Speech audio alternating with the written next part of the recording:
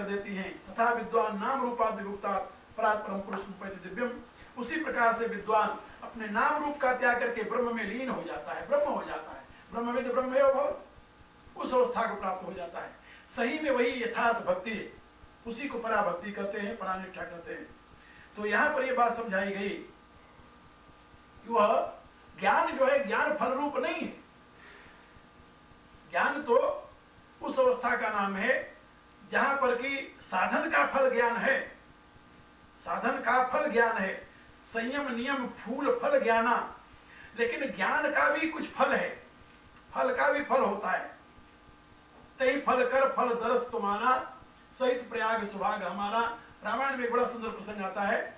अब वो प्रसंग सारा कहूंगा तो लंबा हो जाएगा, लेकिन मूल बात जो है फल का भी फल होता है। आपने मेहनत की और आपको किसी ने फल दे दिया, फल दे दिया आपको, फल आपके हाथ में आ गया। अब फल आने से तो आप तृप्त नहीं हो गए ना, संतुष्टि तो हो गई, संतुष्टि हुई, फल आ गया हाथ में, लेकिन तृप्ति तो नहीं हुई ना। तृप्ति कब होती है? जब उस फल का फल आपको मिल जाए। फल का फल क्या है? फल का स्वाद लेना, खाना, उसके रस का पान करना। जब फल का फल आपको मिल जाए, जब आपने उस फल का सेवन किया, उसका रस आपने ले लिया, तब आपको तृप्ति हुई। तो संयम नियम फूल है, ज्ञान उसका फल है। संयम नियम है योग, तो धर्म ते विरत योग ते ज्ञाना। और ज्ञान रूपी फल तो आपको मिल गया, लेकिन ज्ञान रूपी फल लेकर के आप तृप्त नहीं, संतुष्ट हो गए, तृप्त नहीं हुए। तृप्त होने के लिए तो आप उस ज्ञान रूपी फल को अब सेवन कीजिए। तो ज्ञान रूपी फल का सेवन क्या है? प्रभु पद रत रस वेद बखाना। वो है ब्रह्म के चरणों में अनुरक्ति, प्रभु में पूर्ण रूप से लीनता, वो ज्ञान का फल है। यदि उस अवस्था को आप प्राप्त नहीं किए तो ज्ञान का फल, ज्ञान रूपी फल से आपका कोई लाभ नहीं हुआ, संतुष्टि हो गई, तृप्ति नहीं होने की। ये रामायण में समझाया गया है। और इस विषय में भरत का जीवन है। भरद्वाज ऋषि के आश्रम में जब महात्मा भरत जाते हैं प्रयाग में, तो वहां पर भरद्वाज जी ने यही बात कही भरत से, कहा भरत सब साधन कर सुफल सुहावा। मैंने बड़ी साधना की थी और उसके साधना के फल में लखन राम से दर्शन पावा। हमें राम लक्ष्मण सीता के दर्शन हो गए, फल मिल गया। लेकिन ते ही फल कर फल दरस तुम्हारा। अब उस फल का यह फल है कि तुम्हारा दर्शन हो गया, सहित प्रयाग सुभाग हमारा। का फल का फल क्या होता है? का फल का फल होता है फल का रस। क्या तो राम मिल गए तो उससे तृप्ति नहीं हुई थी? बोले नहीं, तृप्ति नहीं हुई थी। क्यों नहीं हुई थी? कहा राम तो मिले लेकिन राम का प्रेम नहीं मिला। और भरत जो है, भरत राम प्रेम मूरत तनुआही। तुम तो भरत मोर मत एहू, धरे देह जनु राम स्नेह। भरद्वाज जी कहते हैं कि राम का जो प्रेम है वही साकार होकर के भरत रूप में प्रकट हुआ है। तो राम तो मिल गए थे लेकिन राम का प्रेम नहीं मिला था। आज हमें राम का प्रेम मिल गया, तो राम के मिलने का कोई लाभ नहीं। जैसे आप हमारे पास आए, हमारे पास जितना ज्ञान है आपने प्रश्न किया, हमने आपको उत्तर दे दिया, आप अपना रास्ता ले चले गए। लेकिन उससे आप मुझे प्राप्त कर लिए, ऐसा तो नहीं हो सकता ना। यानी किसी से जब तक उसके प्रेम को प्राप्त न किया जाए तब तक उसकी प्राप्ति का कोई महत्व नहीं होता। किसी व्यक्ति के प्राप्ति का कोई महत्व नहीं है यदि उसका प्रेम न प्राप्त किया जाए। स्त्री विवाह करके पति के पास गई, पति ने उसके शरीर का प्रयोग किया, लेकिन पति के प्रेम को यदि स्त्री ने नहीं पाया या स्त्री के प्रेम को पति ने नहीं पाया तो उसका जीवन व्यर्थ रहा। शरीर के प्रयोग करने मात्र से, विषय की पूर्ति करने मात्र से किसी का प्रेम तो नहीं मिलता। क्या समझे? प्रेम पाना एक अलग चीज है, किसी के प्रेम को प्राप्त कर लेना अलग चीज है, व्यक्ति को पाना अलग चीज है। व्यक्ति तो मिल जाता है, प्रयत्न करो व्यक्ति मिल जाएगा, लेकिन प्रेम नहीं मिलता। क्योंकि प्रेम खरीदा नहीं जाता, व्यक्ति खरीदा जा सकता है, प्रेम नहीं खरीदा जाता। हम देखते हैं अनेकों ऐसे उदाहरण हमें मिलते हैं इतिहास में कि प्रेम के बिना व्यक्ति की उपलब्धि कुछ अर्थ नहीं रहती। तो ये जो स्थिति है उसको कहते हैं फल का फल। तो यहां पर प्रेम जो है वह स्वयं फल रूपा है। क्या समझे? ज्ञान फल रूप नहीं है। ज्ञान तो साधन का फल है, लेकिन ज्ञान रूपी फल का भी फल है। वो क्या है? प्रेम। उससे आगे और कुछ कोई फल नहीं है। रस का फल क्या होगा? रस का फल आनंद है, तो आनंदा रसम है लब्धा आनंदी भवति। वेद कहता है उस रस को प्राप्त करके जीव आनंदी हो जाता है, फिर आगे कुछ नहीं रहता। आनंदम ब्रह्मणो विद्वान न वेद को दर्शन। आनंद रूपी ब्रह्म की अनुभूति करने के पश्चात कहीं भय के लिए स्थान नहीं रहता। तो इसलिए बताया कि भक्ति जो है फलरूपत्व, वो स्वयं फल रूपा है, इसलिए ज्ञान से भी श्रेष्ठ है, तप से भी श्रेष्ठ है, कर्म से भी श्रेष्ठ है, योग से भी श्रेष्ठ है। जितने दुनिया में साधन है सभी साधनों से श्रेष्ठतम है भक्ति, क्योंकि वो स्वयं साधन नहीं है, वो फल रूपा है। फल रूपत्व, वो फल रूप होने के नाते अब यहां तक भक्ति की महत्ता का गान किया। अब आगे एक बात बता रहे हैं कि भाई भगवान से प्रेम प्राप्त करना जो है यही भक्ति है, सापरानुरक्ति ईश्वरे। तो भगवान से प्रेम कैसे प्राप्त हो? कोई साधन है इसके लिए? क्या साधन तो इतने बता दिए, उसके पूजा में अनुराग, उसकी कथा में अनुराग, उसके नाम स्मरण में अनुराग, जो उसके पाने के रास्ते हैं उसके अविरोधी तत्वों में अनुराग, संपूर्ण वस्तुओं को प्रभु को समर्पित करके प्रभु का हो जाना, ये सारे साधन है भक्ति के, जो कि बताया भी। और उसमें उदाहरण में गोपियों का यानी एक उदाहरण दिया। तो ये सब तो है। कहा यानी इस रास्ते पर चलने वाला जो बिगिनर है, बिगिनर जो भी प्रारंभ करना चाहता है चलना, उसके लिए कौन सा सरल सा उपाय, पहला स्टेप क्या है जिस पर वो रख सके, पहला कदम रखे और फिर आगे बढ़े। तो इस विषय में नारद जी बता रहे हैं कि भाई पहला कदम जो है भक्ति में वो दैन्य है।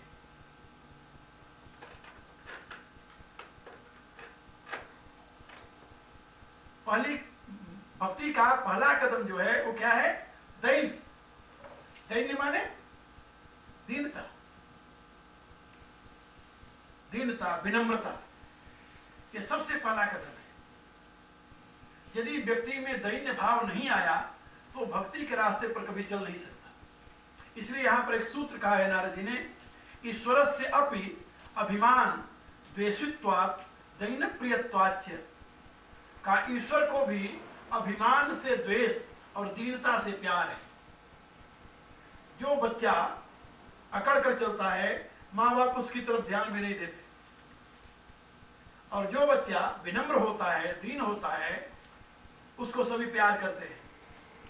व्यक्ति के भी देख लीजिए, बड़ा से बड़ा विद्वान हो, लेकिन यदि अपने अहम में है, अकड़ में है, कौन पूछेगा उसको?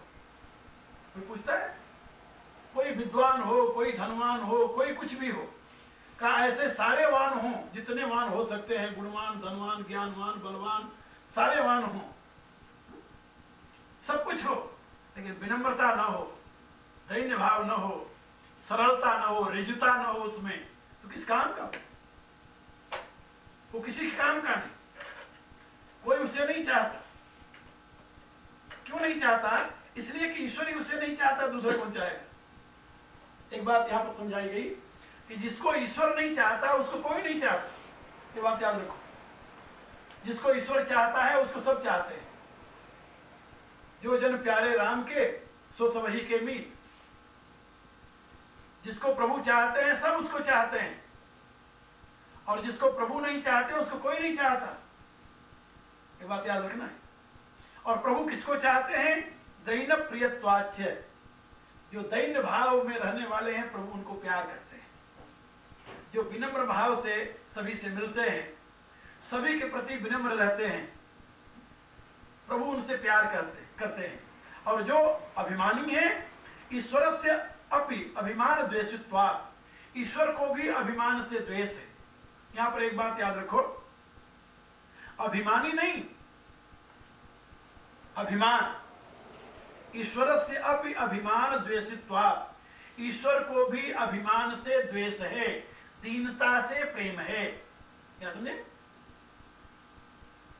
इसलिए तुलसीदास जी ने एक जगह लिखा है, बड़ी अच्छी बात लिखी रामायण में। वो कहते हैं कि भुषुंडी जी गरुड़ को समझा रहे हैं। कहा, गरुड़, भगवान बड़े दयालु हैं। गरुड़ ने कहा कि भगवान हमें वो हो गया, भगवान के नाग पास में बधे हुए देख करके हमें मोह हो गया, और मोह यदि न होता तो मैं आपके पास क्यों आता। तो उन्होंने कहा कि आपको ये दुख है कि हमें मोह हो गया, यानी आप रघुनायक के साथ रहते हो और आपको मोह हो गया, इसका आपको दुख है। करुण तो भगवान के वाहन है, सदा भगवान के साथ रहते हैं, रघुनायक के तुम प्रियदासा, और फिर भी आपको मोह हो गया, इसका आपको दुख है। लेकिन आपको एक बात मैं बता दूं, दुनिया में कौन ऐसा है जिसको मोह नहीं हुआ? क्या आप बता सकते हो? कुछ नहीं पूछते हैं। वो कहते हैं नारद भव बिरंच सनकादि जे मुनि नायक आतंकवादी मोहन अंध कीन कहीं को जग काम न चाव न जही। दुनिया में कौन ऐसा हुआ जिसको मोह न हुआ हो?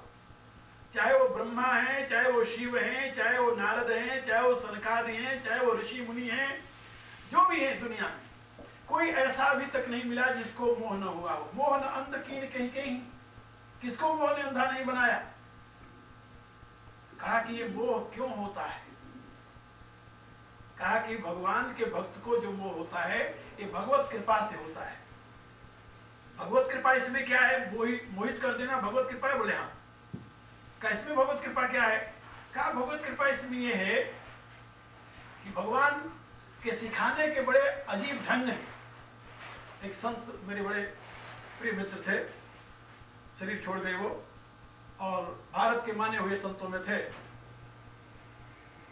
वो कहा करते थे कि भगवान के सिखाने के अनेकों तरीके हैं। जब तुम्हें अहंकार हो जाएगा ज्ञान का, तो तुम्हें अज्ञानी का पाठ पढ़ा करके सिखाएंगे, अज्ञानी बना करके सिखाएंगे तुम्हें। वो सिखाना चाहते तुम्हें, किस प्रकार से तुम सीखते हो उसी प्रकार से वो सिखाएंगे।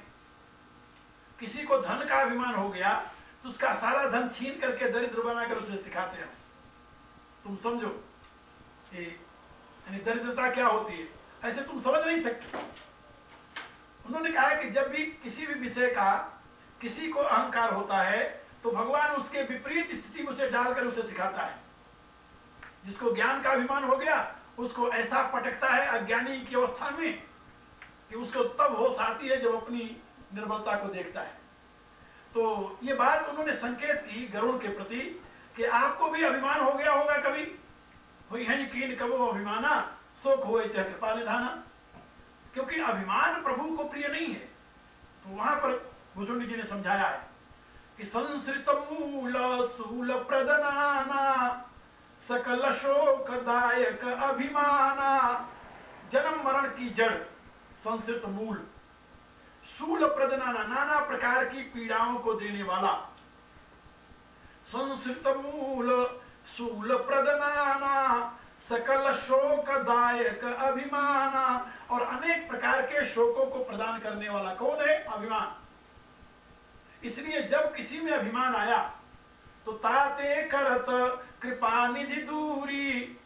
अब जिस वस्तु का आपको अभिमान आएगा भगवान वही आपसे छीन लेगा और छीन करके उस अवस्था में ले जाएगा जहां आप अच्छी प्रकार से समझ लें।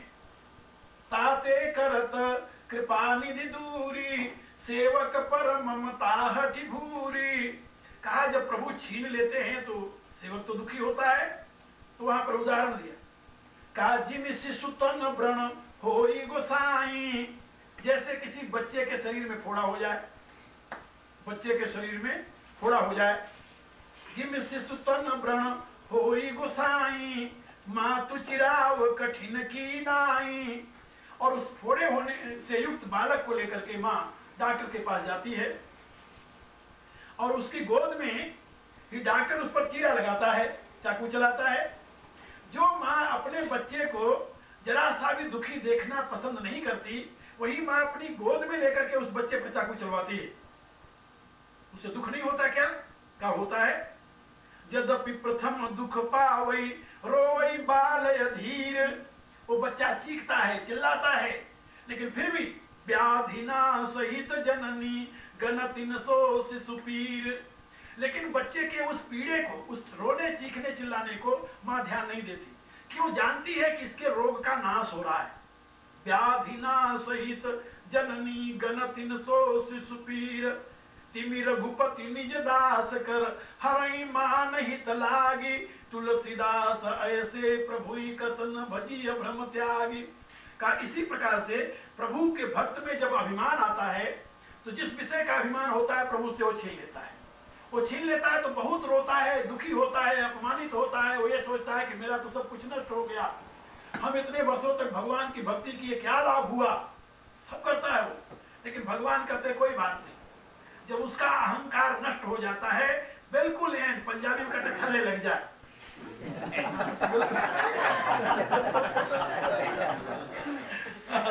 बिल्कुल जब जमीन पर पड़ जाता है वो, तब भगवान कहते कि अब बताइए तो, फिर वहां से उसे उठाते हैं। यद्यपि प्रथम दुख पावई, रोवई बालय धीर, व्याधिना सहित जननी गण 300 शिशु पीर।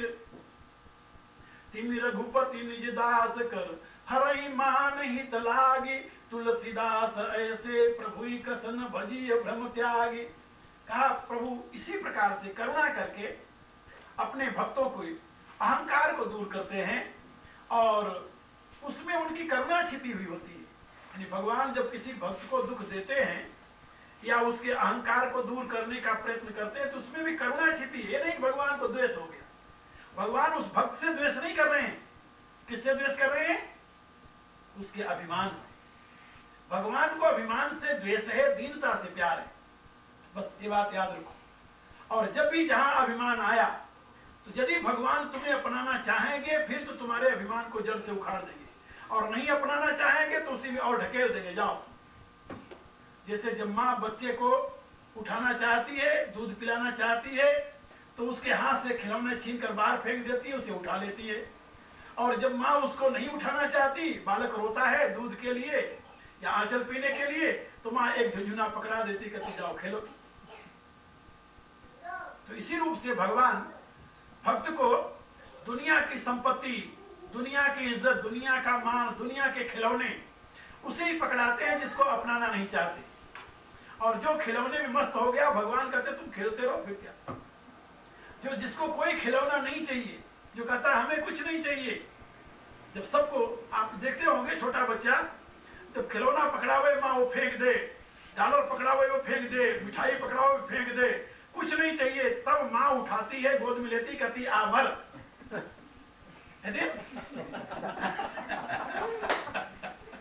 तो इसी रूप से जिसको कुछ नहीं चाहिए फिर भगवान कहते अच्छा आ जाते हो,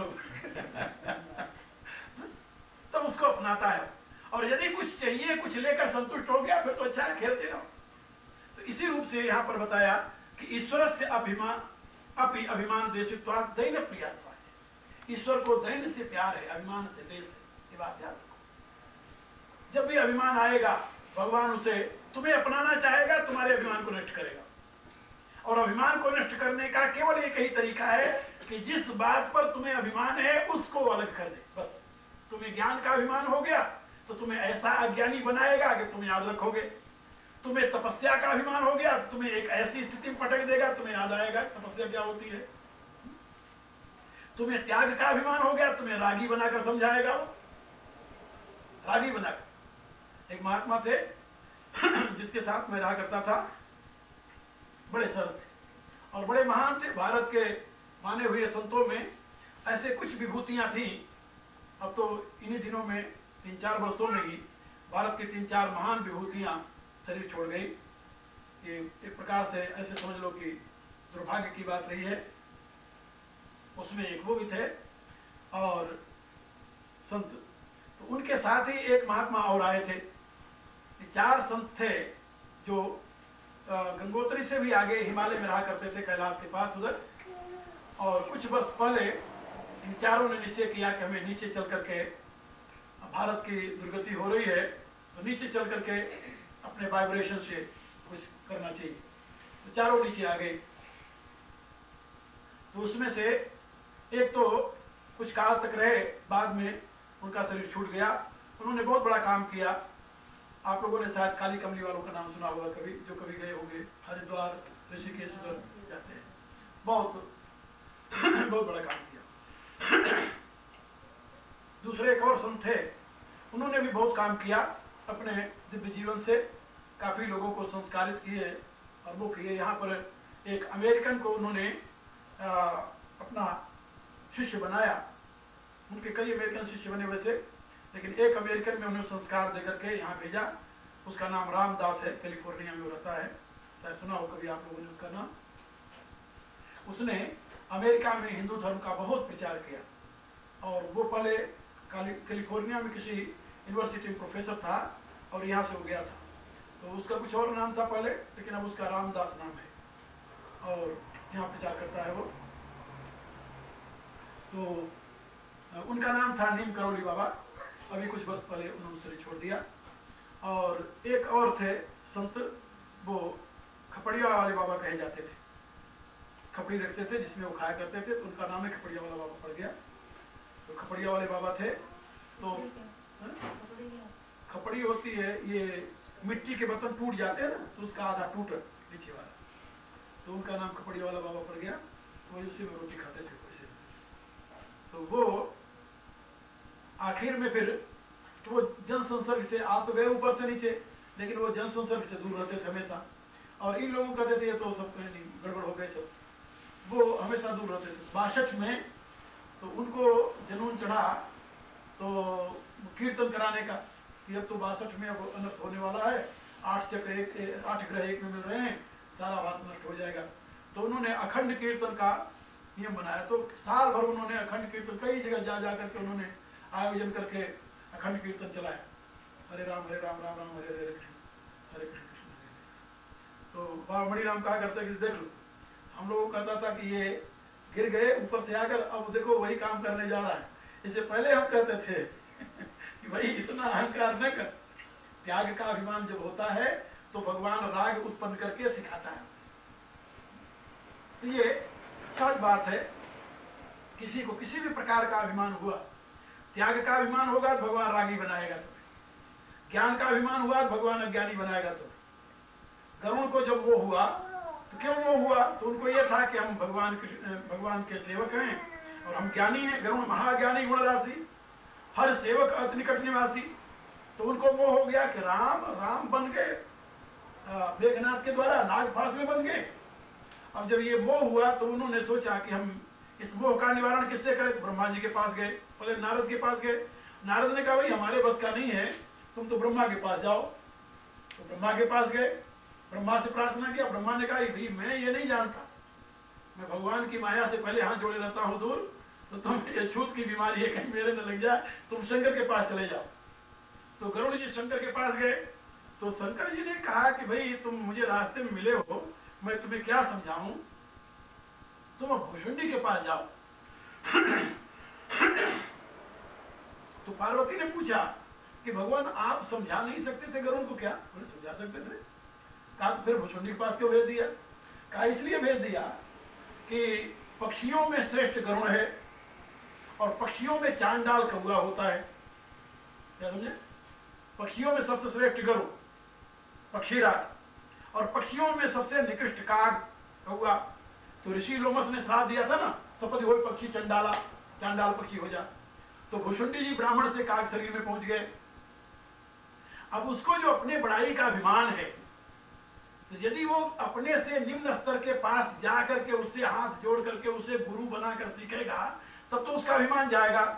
और यदि भगवान शंकर का मैं ही समझा दूंगा तो उसको ये बना रहेगा कि मैं शिष्य बना तो कोई अरे गरे थोड़ी बना, मैं तो शंकर जी का शिष्य हूं। यानी अभिमान उसका दूर नहीं होगा, अभिमान पुष्ट होगा। तो इसलिए भगवान शंकर ने कहा कि वही है कीन कबो अभिमाना, शोक होए च कृपा निधाना, ताते उमान मैं समझावा, रघुपत प्रेम मरम न पावे। मैं भगवान की प्रेरणा से मरम जान गया, इसलिए मैंने नहीं समझा उसे, कायभूषुंडी के पास भेज दिया। और कायभूषुंडी के पास जाकर के जब उनको गुरु रूप से स्वीकार किया, तब जाकर उसका भ्रम दूर हुआ। तो अहंकार, उसके ज्ञान का अहंकार वहां नष्ट हुआ, जाति का अहंकार वहां नष्ट हुआ। ये बहुत बड़े बड़े अहंकार है। जाति का अहंकार बहुत बड़ा अहंकार है, ज्ञान का अहंकार बहुत बड़ा अहंकार है, त्याग का अहंकार बहुत बड़ा अहंकार है। किसी भी प्रकार का अहंकार ये बड़ा ही खतरनाक है। इसलिए नारद जी ने बताया ईश्वरस्या अपि अभिमान द्वेषित्वात् दैन प्रियत्वात्। भगवान को अभिमान से द्वेष है, दीनता से प्यार है। भक्ति का पहला लक्षण है दैन, विनम्रता। किसी ने कुछ, हाँ आप मुझे क्या समझते हो? क्या समझे भाई?